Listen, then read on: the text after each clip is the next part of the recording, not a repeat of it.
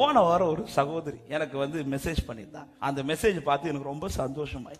அவங்க என்கிட்ட, பாஸ்டர் இப்படி லைஃப்ல இப்படி இருக்குது பாஸ்டர், அதனால ஜெபிச்சு எனக்கு என்ன நடக்கும்னு பார்த்து சொல்லுங்க பாஸ்டர், என்ன வசனம் பார்த்து, இப்படி எல்லாம் கேட்கல. அவங்க சில காரியத்துக்காக காத்திருக்கிறாங்க.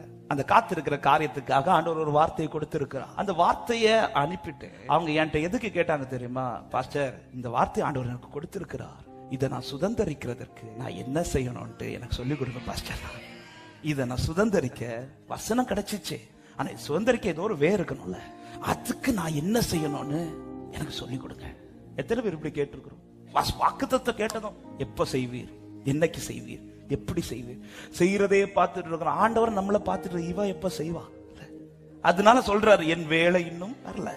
மரியாள் கெஸ் பண்ணிட்டாங்க. இனி இந்த குடும்பத்துல ஒரு அதிசயம் நடக்கணும்னா வீட்டுக்காரங்களை கூப்பிட்டு சொல்றாரு, அவர் எல்லாம் செய்வாரு, அதுக்கு முன்னாடி அவர் சொல்றதை நீ செய்யறார். அவர் சொல்றதை நீ செய்.